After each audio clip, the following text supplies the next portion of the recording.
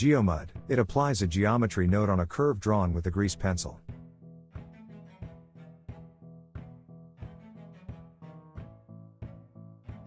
Launch Bumarin. Press F9 to activate Geomud. Press left mouse button to draw your clay. Generate the clay with the right mouse button. Adjust the radius parameter in the pencil panel.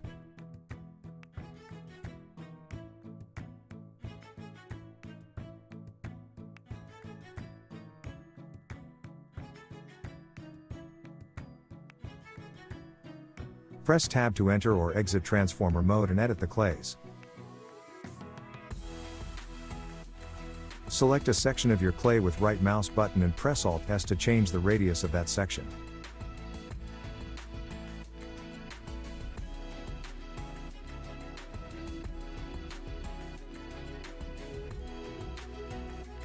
Select your clays and play with the parameter in the clay panel.